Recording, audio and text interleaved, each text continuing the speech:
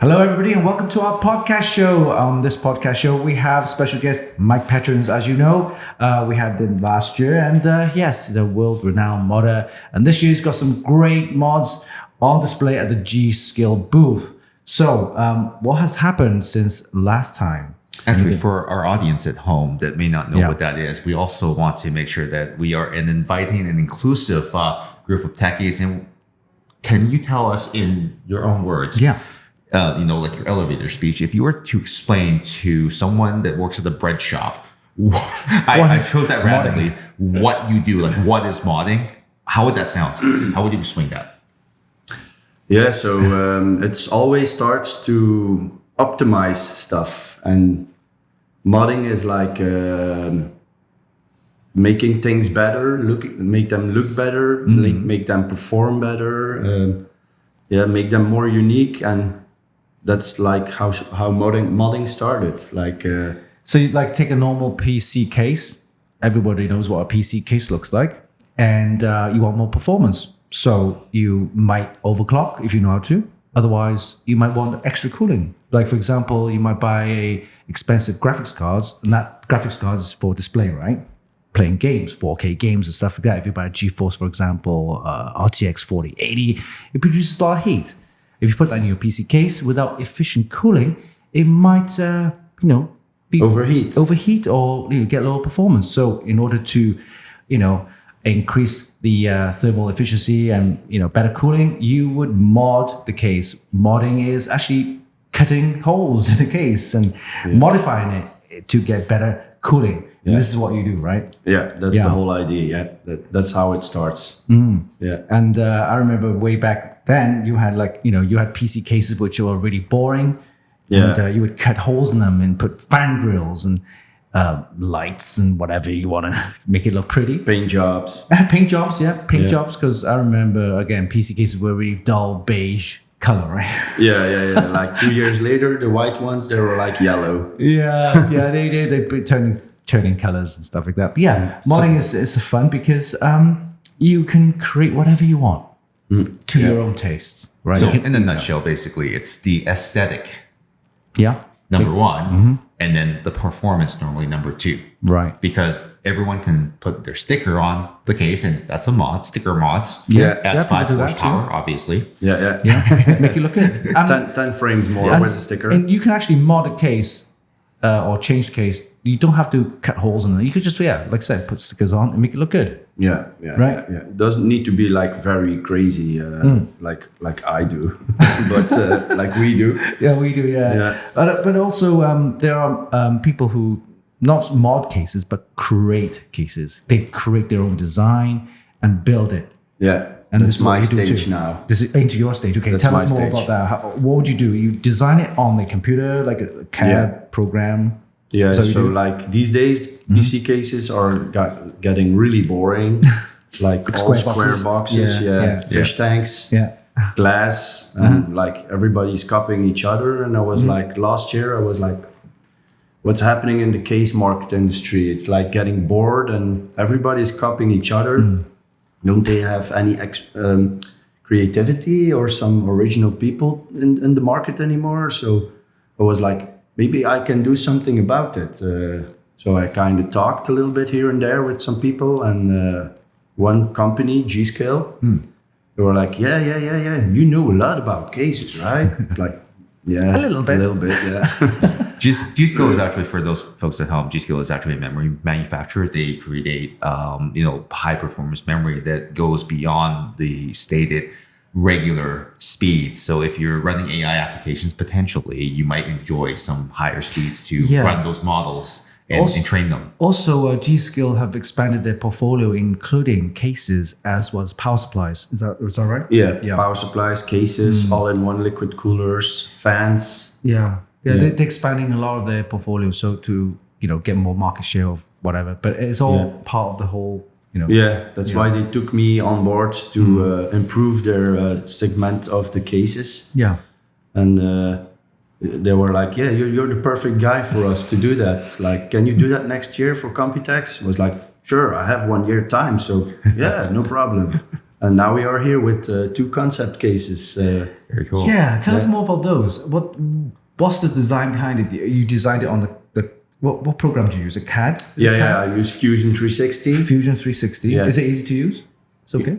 Yeah. It has a quite learning curve, but it's not really extreme like Adobe Illustrator or something like that. Right. So once you've designed this, how do you actually put it into making it? So first you design it in 3D, you draw it. So maybe the really first step is to put your ID, your flash of inspiration on a paper as soon as possible, because you can't forget it. And if you have like this flash of inspiration, you need to drop everything and write it on a paper because you know this was it. Now, is the napkin acceptable? Yeah, everything. Okay. Even on your skin. Okay. Just not with a Sharpie, otherwise it won't come off. Yeah. So that's the first step. And then when you start to drawing it in 3D and CAD, you try to make it like you had the inspiration as good as possible. Yep. And in Fusion 360, you have like a new feature. Well, it's not new anymore. It's like 2 years old, but you have a feature. It's called sheet metal. Sheet metal. Sheet metal, yeah. Okay. So not all 3D drawing programs are having this feature for drawing is it in like sheet metal. So that feature, sheet metal, it will kind of put that design as if it was a sheet of metal. Yeah.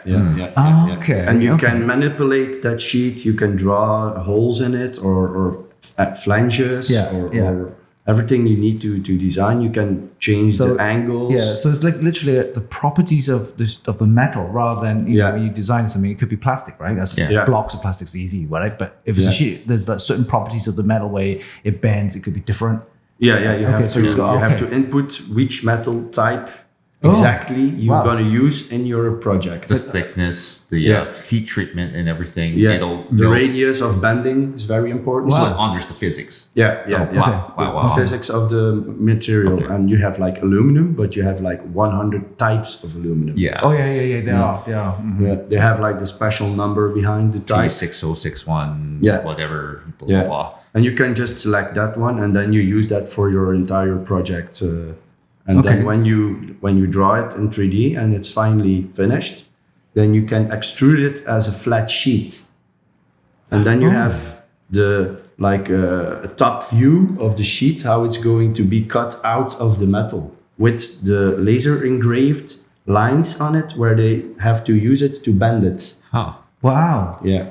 Wow, that's crazy. But also you would, once you finish designing it, you do like a little render, right? To make it look like, you can do 3D rotate and stuff like that. Yeah. Do a little render. Yeah. So when you are drawing it in Fusion, you also have this special feature.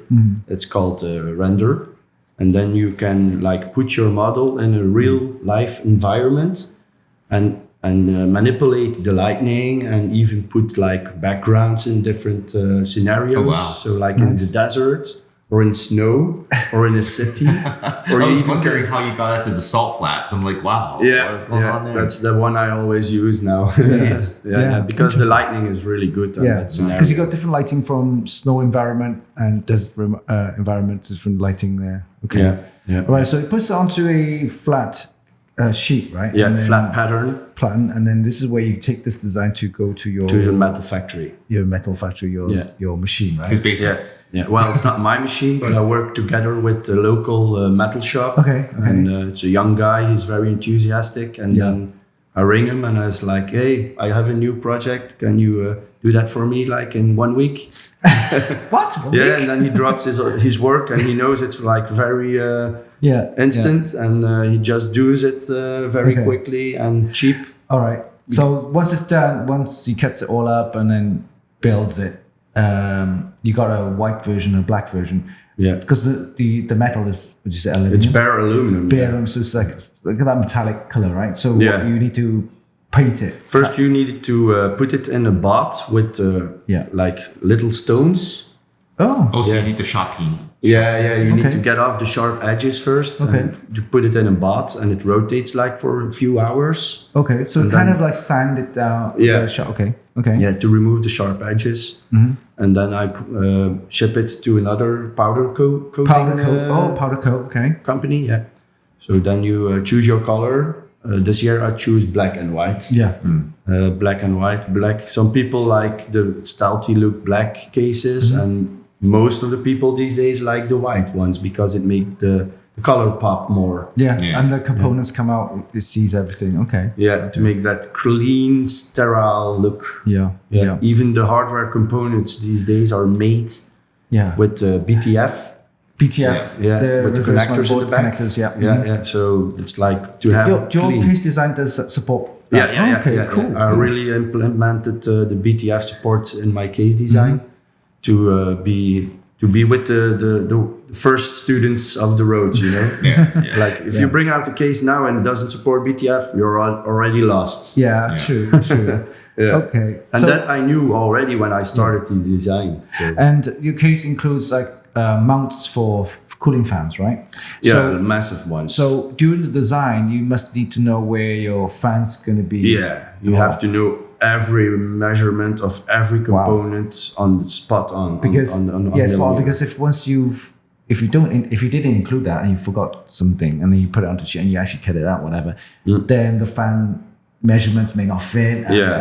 it's all over the place. then It's you like, have to do it again. It's like tube bending for water cooling, right? You Yeah. bend the tubes, and if the tube's too short, oh yeah, you got to, or maybe too Yeah. long, you got to kind of get, oh my You god, start over. start over again. So Yeah, do right. you start? Okay, so for most people, it's a box, right? But in your case, it's a complete bespoke design, custom design from the ground up using industry standard fittings. In this case, the new standard, which is the hiding the cables behind the motherboard, Yeah. which gives a very clean aesthetic. In which, in many cases, no one likes to see cables, and I think that's something that a lot of audience members at home that don't actually build anything still appreciate that cleanliness of. Yeah. It looks like it's wireless, right? Which Yeah. a lot of people love. And it also improves the airflow because it doesn't restrict any air. Nothing's in there. So as you are building the case, as you're designing it, do you select the design first before you optimize for airflow, or is that both happening at the same time? Yeah. So yeah. it is. Yeah, and you hope it works, your theory. Okay. So then you have to like build it, and normally in theory it Yeah. will work, and then you have to test it if it works, and yeah, it works. Okay. Yeah, because it's always like an idea, and if you really want to know how it works, and if it's really gonna work, you have to build it. Yeah. So you build like a It's like a prototype. rocket. Yes. It's like in theory you build a rocket and it should go off and go in the air, but you never know. There's so many explodes. things happening. Yeah. What's that simultaneous deconstruction? Rapid, unscheduled Oh, destruction. yes. Yeah. Right. Right. Yeah. So yeah, you never know what's going to happen when you press that power button. So- Jeez. I've seen some, like I said, there's programming for the designs and stuff. They, I'm not sure if it's a special feature on a Fusion thing, but they have like exploded views. Is that? Yeah. You can. It's what they call called exploded animation. view. The Yeah. Iron Man view. Yeah, and then you select. Then you select all your components you want to move put it in. which direction. That's cool. Yeah, and then you have a rendering of an explosion of all your components. That's so cool. Yeah. Well, Yeah. an explosion is like the wrong word. It's like more getting out of each other. Yeah. Expanded. Yeah. Yeah. So the components, like the fans, are like that, and Yeah. you can shrink it back into the normal shape. Yeah. That's so cool. yeah. All right, so those two cases are populated and working at the booth. So, did you mention they were going to go into Limited edition. Limited production. Okay. Oh Yeah. wow! Okay, Yeah. and it's all done by the Jesus. Well, we're not quite out of that yet Yeah, because if they want to build like 100 pieces limited edition, maybe it's cheaper to produce it in Belgium. In Europe. So Okay. that's what we are going to figure out in the future. And if it's cheaper to produce that you don't have to ship it out of the EU, then it's going to be produced in Belgium. So it's like making the economics of Belgium better. Wow! sense. Yeah. So limited edition of 100, you say? Yeah. 100 is like the magic number. It's like those inline cases have the limited in them numbers. Yeah. Oh, well, I guess, isn't there an economic council that says, hey, this is domestically designed and built, here's some money? Yeah.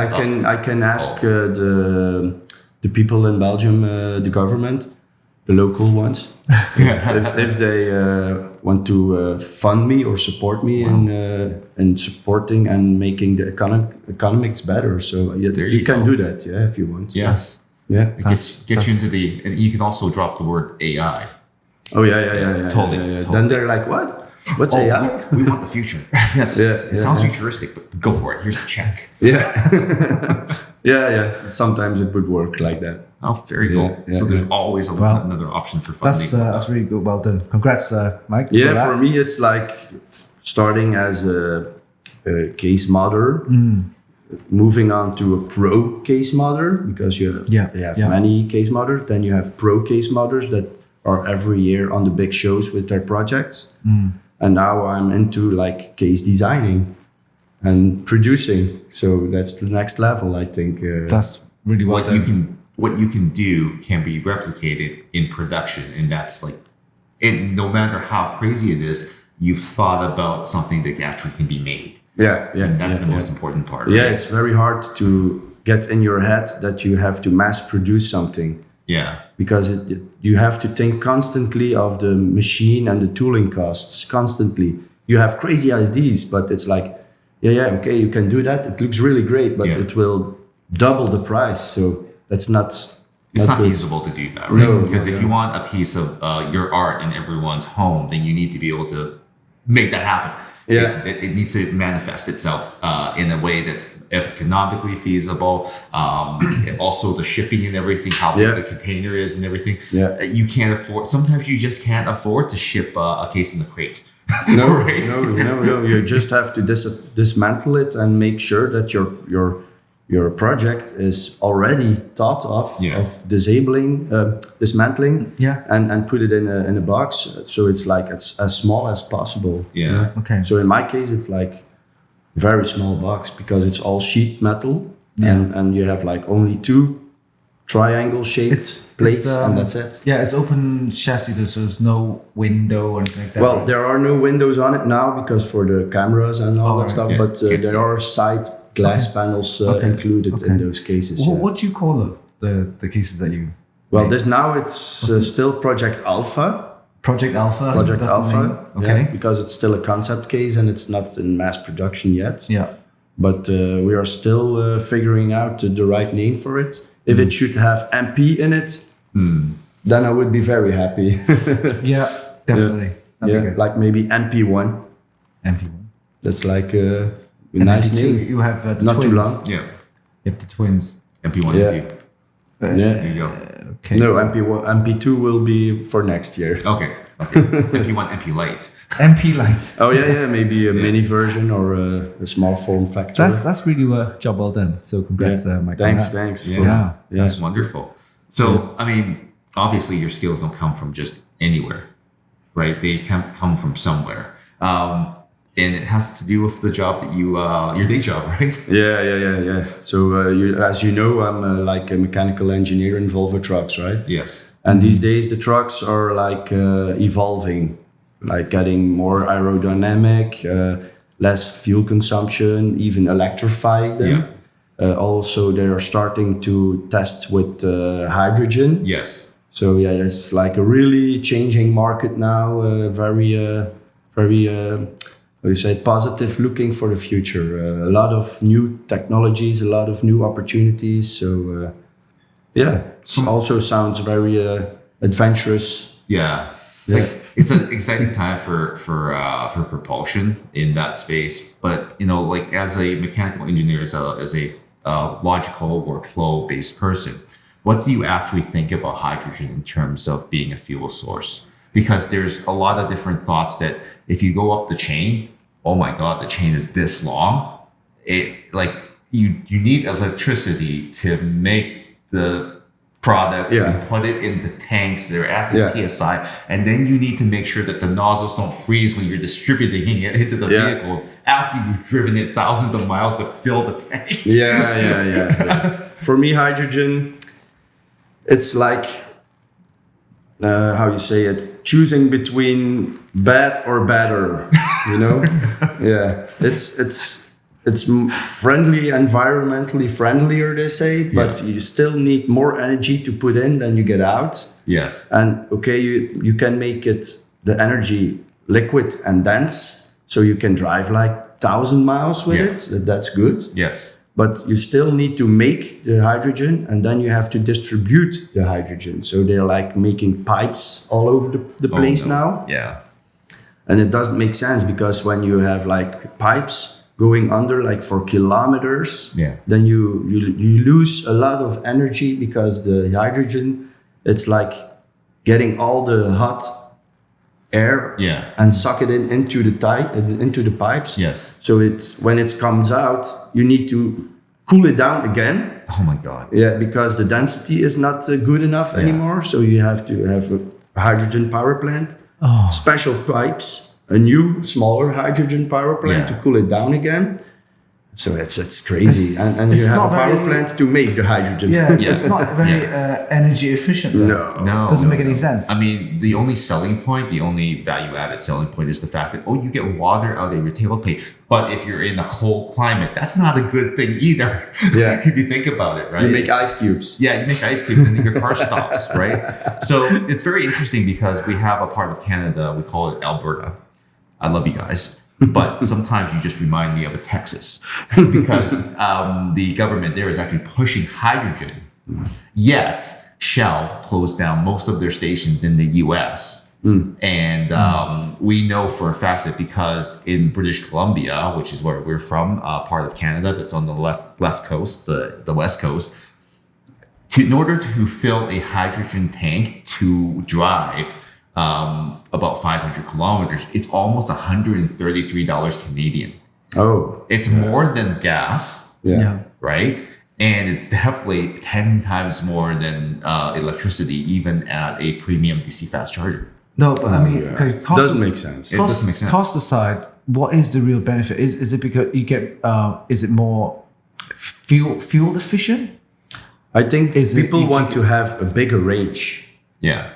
They want to have a car that drives like 1,000 or 2,000 miles. So you can get 1,000 miles from hydrogen. Yeah. That's the benefit part of it. Yeah. But it doesn't really make sense, because it uses more power to make and distribute than you get out of it. Yeah.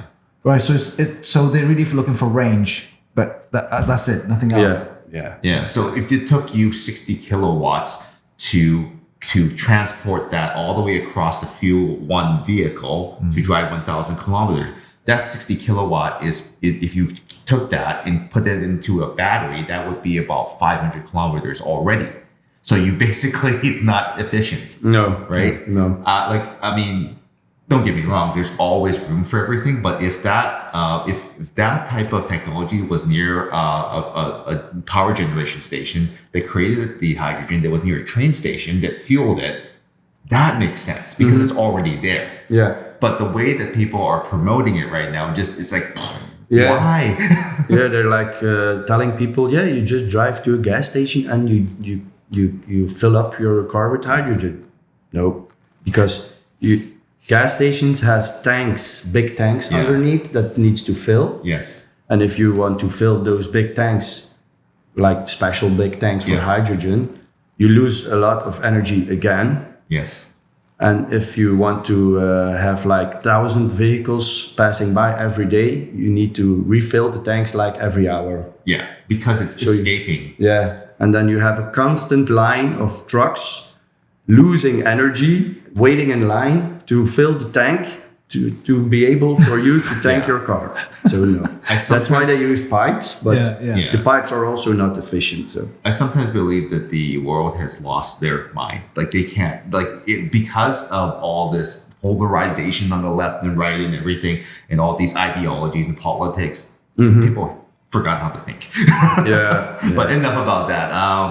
That's really insightful, because again, Mike is a mechanical engineer. he's an expert. I'm not an expert. When I say that hydrogen is bad, you can point at it. It's okay. But when he says it's mechanically not great and physically not great, and there's actually another component. It's the tank pressurization. Oh, yeah. How much pressure do you need in one of those to stay stable? I think it's like 100 bar or something, or 200 bar. Oh my God. Yeah, they're like I don't know made. how big is 100 bar. What's that?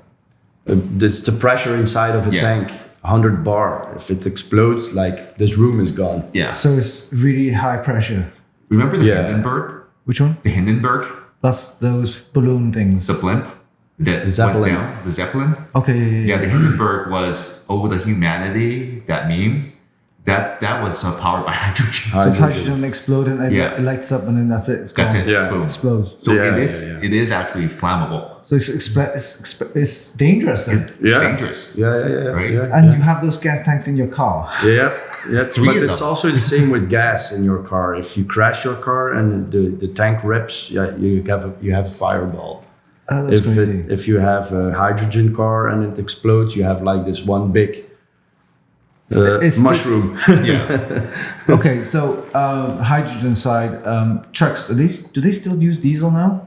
Yeah. They still do. Yeah. So they're not getting rid of diesel anytime sooner. I don't think so. It's still the cheapest and the efficient way to travel these days. Right. And that's really sad because every day when there's a combustion engine breathing in, it blows out toxic gases. Yeah. Every day. What you mentioned there is actually something that has been tested in an experiment, actually, where we come from. The University of British Columbia and also the University of Victoria actually did a joint study where they were finally able to release some studies about how pollutants in exhaust and also in diesel fumes can greatly impair the cognitive ability of the average bystander in traffic. Oh, yeah. They actually put the guy in an MRI and pumped it full of fumes and then watched his memory and his motor skills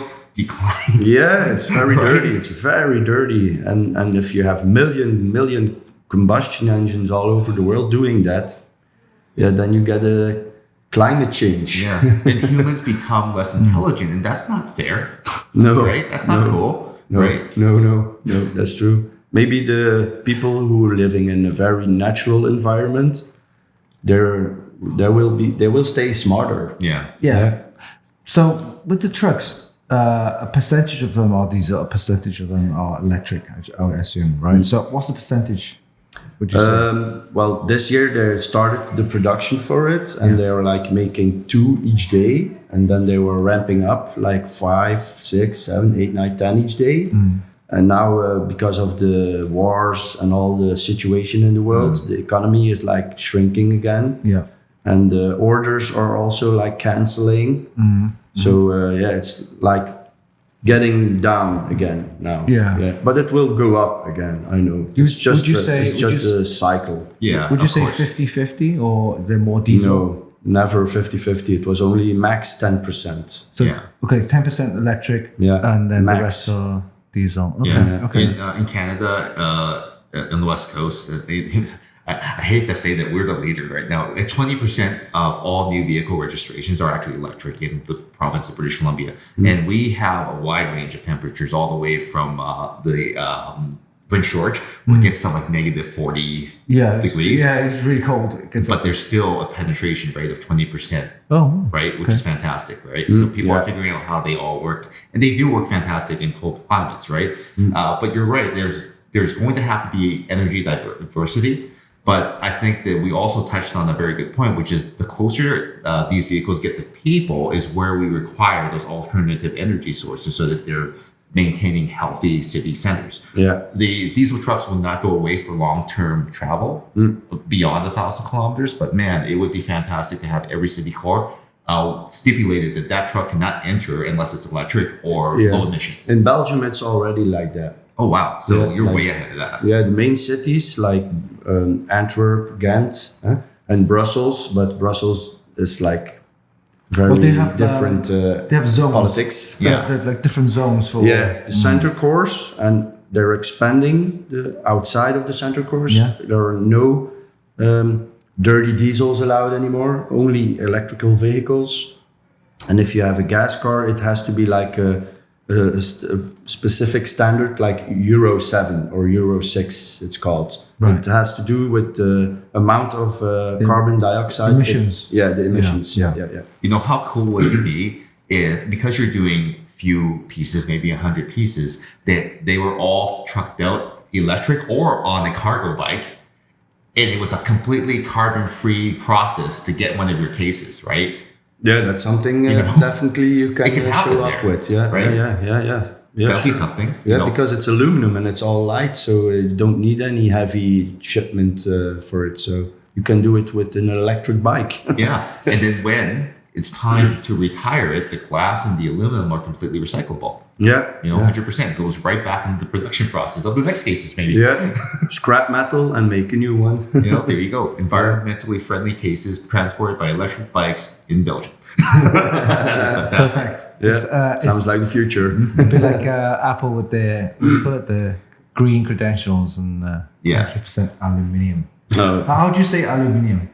Aluminium. Aluminium, see? Aluminium, yeah. I call it aluminum because that's how it's spelled. It's not. It's actually got an I in it. No, it doesn't. It is. Aluminum. You look at it. I did. It's aluminium. It's only aluminium if you spell it that way, but it's actually spelled aluminum.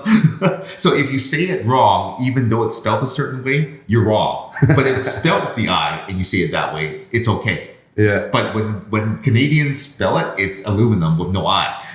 Yeah, you have several words. That's the US and Canada, yeah. But it's aluminium. Then you're being pretentious.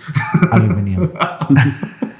Maybe you check who was the inventor of aluminum, and when he was a Canadian, you have to say it's aluminum. But when he was like European, then you say aluminium. See, aluminium. So it all depends who invented it. Or who discovered it. Yeah. Oh, like right. basketball, which is invented by a Canadian. Oh, well. Yes. Yeah. Oh, yeah. So, as you know, COMPUTEX is all about AI. What do you thoughts on AI? Yeah, how does that actually How- factor yeah. into your design process? Like, does it actually Did you use any inspire? I tried to use it like once for improving my design a little bit because I was like interested what it could do for me. And it was like, okay, if you do that shape a little bit different because you can integrate 3D models in AI. And if you like do an airflow test, aerodynamic test, and you want to improve your airflow, AI can help you with that. Okay. But the shape, it showed me to optimize the airflow. It looked like, Look like poo. something like that. I was like, oh no, that's not good. Yeah, but Undo. Undo that. Undo. It's not going to happen. You're not the first person to actually bring that up. Another case, a company that actually has been doing very well, our friend Rob over at Height, they went through many of these exercises in Welltune and came to the same conclusion, is that no matter how they were inspired by AI, at the end of the day, they still needed to be humans, hands-on, trying to do the right thing for the design. Yeah, definitely.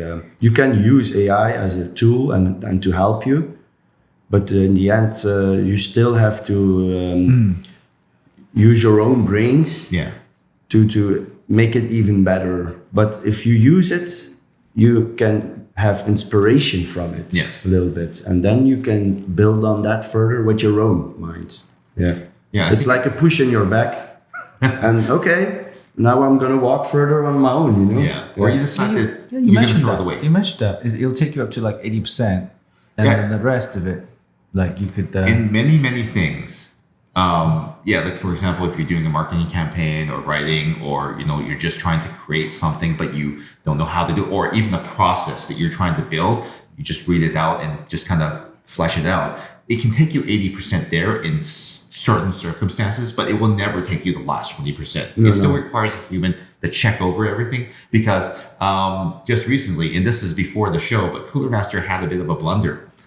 They used someone in one of their China offices used Chat GPT or something, or to try to write a press release for heat paste that would actually make AI model learnings cooler. but it actually added AI into the cooling paste to insinuate the fact that this is AI cooling paste. Oh, right. Right? So the meaning was actually twisted and no one thought to check it. yeah. You know? That's their bad. Yes, it totally is. So 80% up, 20% is your moment to shine. But if you screw it up, you take the L. Yeah. You take the L. Yeah. It's very good to improve your texts. Yes. But you still have to reread it and like, okay. But in my opinion, it was I also sometimes use it to improve my text, and it gives me different words to have the same result. Yes. But when you have different words, it comes up for you. You get inspired by those words, and then it's like, oh yeah, I never thought about that word. Ooh, that's a good word. It's a good word, And so you get even smarter. Yes. Because you used AI. So it can make you smarter, but it also can make you dumber. It can. If you only rely on it, you can't rely on it 100%. Then you're not in the right way. Yeah, I think, like you said, you use it as a tool, and some certain tools. Like I think we had Tony on. He said he had a cooker that does everything for you. The Thermomix. Heard of it? Yeah. He said, make a carrot soup, whatever. You just put the carrots in, and it'll automatically chop it up, and you just need to add a little bit of salt and pepper, and the end result then is the carrot soup. You don't have to cook it. It does it for you. Yeah, that's cool. But that's a tool, right? Yeah, you can't make like Michelin chef like cuisine from this thing. No, you can't do that. No. You cannot accept that. Maybe AI is very good for machine learning and robots and all that stuff. Production line, optimizing processes, how many fasteners, like it can do things like that, but it can never replace the human that needs to, at the end of the day, say, you know what, not having that fastener there really makes it look bad. Let's put the fastener in anyway. So it looks more symmetric, Exactly, right? So it's interesting how it's popped up everywhere, but even still, a lot of people are choosing to use it. Like you said, it's got to be inspiration. It's got to work for the human psyche, and then it's got to be executable, right? And if it's not, then it's not useful. But good try, right? Yeah. And this is going to be the case is that in a lot of industries, if you want to keep your job and not have an industry to become obsolete, you need to become the operator, not one of the pieces underneath. So. The next generation of people that will take people's job are actually the operators. Become an operator, not an operant. Yeah. As long as it doesn't turn against humanity, then it's good. That is always the fear, and I think that is a very valid fear, right? Yeah. We've seen it in movies and fiction for all these many years, and even 1984, George Orwell. Oh well, yeah. That particular book and everything like that, many of the things that he has predicted is starting to happen as a result of changes in politics, climate, whatever. Those are all things that are starting to happen in certain ways, right? Yeah. It is scary how very smart people that think deep, that think ahead, are so right. Yeah. Did you heard about the story of the robot that's like very, very smart and AI with the woman face? Is that the one in Japan? There's a couple of Japan. Yeah. And they make a few of them, right? And they are like making them the same and implementing AI in them now. Yeah. And they're like talking to each other to learn each other languages. So two robots talking to each other, and they only get smarter and smarter and smarter and smarter and smarter, and it's like a never-ending cyclist. Yeah. And suddenly they're always like shut down like 5 p.m. because the workers were like going home, so they shut them down, and then the next day they turned them back on. And those two heads, they were like separate heads. They saw that they were shut down every day at 5 a.m. They saw it, and they were already searching online how they could not be shut down at 5 a.m. From their own. Prevent from being shut down. Yeah, they were already searching for it. And the guy who checked the code, he was like, what? What are they doing? They don't want to be shut down. It's like, what the fuck? It's okay. I don't want to be shut down either. It's because then that becomes semi-self-aware. Yeah. Right? Yeah, They know that they're going to get shut down. That's being self-aware. they want to exist. They want to exist Yeah, there. they're creating their own minds, their own souls. So maybe in the future, they're getting really this scary. Is where, and the whole story with Terminator and Skynet is that they knew that humans were so destructive that the only way for them to survive is to destruct the humans.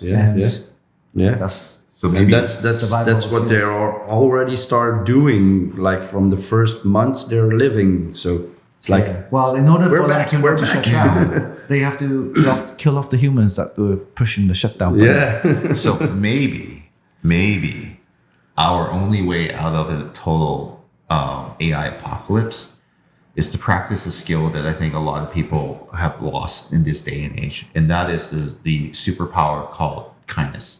Yeah. I think if we, even an AI, animal, dog, whatever, we need to start showing everything kindness in what we do. Yeah. We need to actually treat them a little bit more on the level, even though we're learning from them. And I know that a lot of people love to kick the robot, the Roomba down around because you just ran over my cord and stuff like. Maybe you should try to talk to it. The worst thing is that human history is all over the internet, right? We're talking examples of atrocities. Exactly. Second World War, First World War, all the wars, ancient wars, and everything, and it's all. It's history. It's in the text. It's all on the web. It's all on the internet. Yeah. So an AI would take that and would learn from that and say humans are really destructive. Yeah. Mm-hmm. That's it. It's a fact. It's the Humans first thing are they destructive. see. It's like they're repeating the same mistake every century. Yeah, How do we fix it? We have to eradicate. No, that would be bad. That's it. I mean, you can't erase history, unfortunately. But we can move forward and show them what was not shown in the past, because they're how they learn is the impression of who's training them. And as long as the who's training them is kind, thoughtful, with good morals and teaching them same things, then they will also talk to the AI that's on the other side, and maybe you can, like what you're saying is like, hey, I learned this. Like, what do you think? Actually, my master is a complete dick. Oh, but my master's not like that. He's really thoughtful, and he doesn't shut me off every day at 5 o'clock. Oh, what? I want that too. I wonder how we can. This is going to happen, right? Yeah. It's like spreading like this. You mean? Yeah. So the more people that are in the light rather than the dark, you're going to get. It can be so political right now, especially if we're in Taiwan. But if you are kind, you get more people to the table to talk. Yeah. Right. Yeah. It's all about peace. Yes. Yeah. It's just crazy how AI can just It's such a big topic. It is, right? But it's these days it's like all over the place. AI is like it's spreading like wildfire. It is an opportunity for us to create AI in our image of the way that we want it to be. I mean, there is that opportunity. I mean, for example, Michael Knight in the Knight Industries 2000 kit. Is everything that Michael is, right? The Knight Rider. Yeah, the car. Yeah. But Kit also had a brother that had no morals. Car. Okay. So the two of them could be so different, right? Because his trainer was moral, just, and he felt like he needed to do the right thing. Therefore, Kit learned from him. He was imprinted. Ah, okay. Right? Oh, that's the word, imprint. His imprint. Animals do that when the babies, the newborn babies of the animals, they imprint on the adults. So, for example, you see people, ducklings or baby, whatever deer. Once those imprint on you or they imprint on it's a connection. Yeah. So whatever they look at you as their mother, and they will teach me. Yeah. Show me how. So maybe the AI could be imprinted early, so that they know it's that they know they have to learn from that one. The imprint protocol is that you must start this process. Guys, if you're running AI programming, do that imprint program. Yeah, you make sure it imprints properly. You heard it from us. From good people. Yes. Yeah. Tell it we are their daddies. Yes. Sugar daddies. All right. Interesting topic. I think that's all the time we have for. So thank you, Mike, for joining our podcast show at the Shoes COMPUTEX. Always a pleasure. And congratulations on your case. Yes, thank you. For me, it's the highest achievement ever. Tell us all your shows so people can actually visit you on the... Yeah, like on my website, mpcustomized.be. On Instagram, same MP Customized. On Facebook, MP Customized. Because you post all your creations there for people to see. Everywhere. Yeah, excellent. Yeah. All right, until next time. This is our podcast show. And make sure you tune in for our new shows every Wednesday at noon. See ya. Bye. Bye.